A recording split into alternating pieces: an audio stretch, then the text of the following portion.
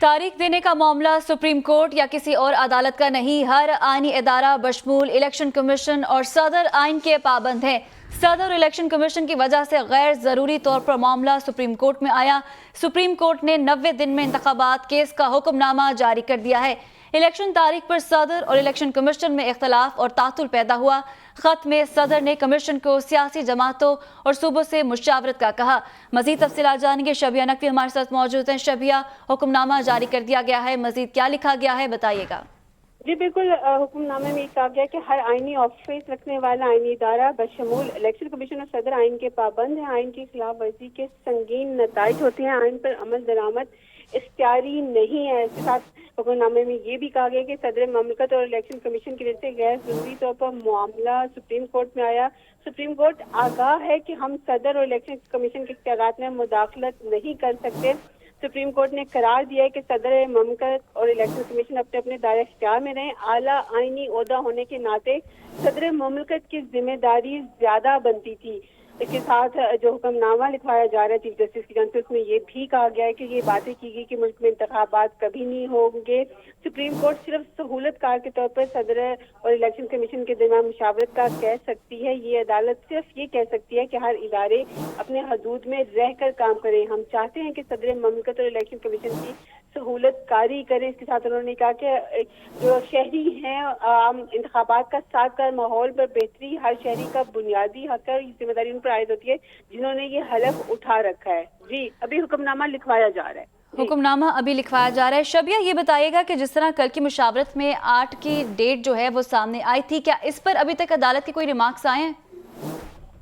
जी बिल्कुल, जो कल की मुशावरत हुई थी उस हवाले से जब यहाँ पे अटॉर्नी जनरल की जानिब से डॉक्यूमेंट्स पेश किए गए तो उसमें सदर का लेटर नहीं था, सदर के दस्तखत नहीं थे। जिसपे चीफ जस्टिस जो है उन्होंने सवाल किया कि ये इलेक्शन कमीशन का लेटर है, इस पे सदर के दस्तखत कहाँ हैं, जिसपे उन्हें ये बताया गया था कि जो सदर ने एक और लेटर पर जो है वो साइन किया है वो आ जाएगा, जिस पर समाअत एक दफा हमने ये देखा था कि दूसरी बार भी रोकी गई थी और अटॉर्नी जनरल को ये कहा गया था कि वो फौरन जो दस्तखत शुदा लेटर है सदर का वो लेके आए, ताकि उन्होंने कहा कि हम नहीं चाहते कि किसी किस्म का कोई भी अभाम रहे या कोई फरीक भी ये कहे कि वो इस फैसले पर खुश नहीं था या उसने इस फैसले में शामिल नहीं था। ताहम अभी जब इलेक्शन कमीशन की जानिब का लेटर भी और सदर की जानिब का भी दस्तखत शुदा लेटर दिखाया गया और उसके बाद जो है अदालत जो है अब अपना हुक्मनामा जो है वो लिखवा रही है। जी अच्छा शबिया, जिस तरह बता रही हैं कि हुक्मनामा इस वक्त लिखवाया जा रहा है, और ये बताइएगा कि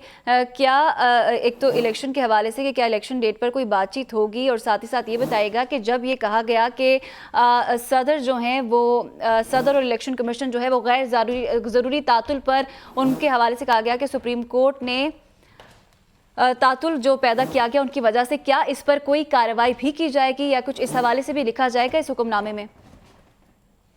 जी अभी जो हुक्मनामा लिखवाया जा रहा है, लेकिन हमने यही देखा कि शुरू में ही ये कहा गया कि जो कौमी असम्बली की तहलील होने से जो है बात शुरू की गई कि वो तहलील जो कौमी असम्बली की हुई थी उसके बाद जो सदर ने इलेक्शन कमीशन को इलेक्शन के लिए खत लिखा था उसका जिक्र भी आ रहा है हुक्मनामे में। उसके अलावा जो इलेक्शन कमीशन ने सदर के खत का जवाब नहीं दिया उसको भी मेंशन किया गया इस हुक्मनामे में कि सदर ने कहा था कि चारों सूबों से मुशावरत के बाद तारीख का ऐलान किया जाए, लेकिन इलेक्शन कमीशन ने उसका जवाब नहीं दिया। इसी तरह हमने देखा कि एक के बाद एक जितने भी इश्यूज थे असम्बली तहलील होने से अब तक वो हुक्मनामे में शबिया साथ ही रहेगा। ब्यूरो चीफ इस्लामाबाद गुलाम मुर्तज़ा भी हमारे साथ मौजूद हैं। गुलाम मुर्तज़ा, अब तक के हुक्मनामे में सबसे अहम रिमार्क जो ये हैं कि सदर और इलेक्शन कमीशन की जानिब से गैर ज़रूरी तौर पर मामला सुप्रीम कोर्ट में आया है।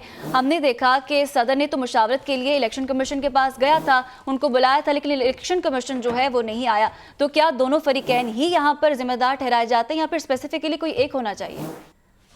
जी जो तहरीरी ऑर्डर है उसमें बुनियादी तौर पे सवालात हैं और तमाम जो मामलात पहले दिन से लेकर अब तक हुए हैं उसकी तफसील इसमें दर्ज की गई है इस हुक्मनामे में। और स्टेप बाय स्टेप जो कुछ होता रहा, जिस जिस शख्स का जिस कॉन्स्टिट्यूशनल ऑफिस का जो किरदार था वो सब का सब इस फैसले का हिस्सा बनाया गया है ताकि ये जुडिशल लिटरेचर भी बने और जो अदारे हैं जो अपराध हैं वो भी इसमें बाद में अपनी इस्लाह का पहलू जो है वो तलाश करें। क्योंकि सुप्रीम कोर्ट ऑफ पाकिस्तान को यहाँ इन्वॉल्व किया गया, ये मामला जो है वो इलेक्शन कमीशन ऑफ पाकिस्तान क्योंकि वो कॉन्स्टिट्यूशनल अदारा है और सदर पाकिस्तान भी कॉन्स्टिट्यूशनल ऑफिस है, तो ये उनको आपस में ही ये तय कर लेना चाहिए था। लेकिन उन्होंने ये जो पैदा हुई तफरीक और ये सारी चीज़ें, इस हवाले से भी उसमें लिखा गया है कि जो उस वक्त के वज़ीर आज़म जो थे, बाद में उन्होंने जो तहरीक अदम एतमाद का पहले जिक्र किया गया है कि पंजाब में तहरीक अदम एतमाद में मुख्तलिफ फैसले आए।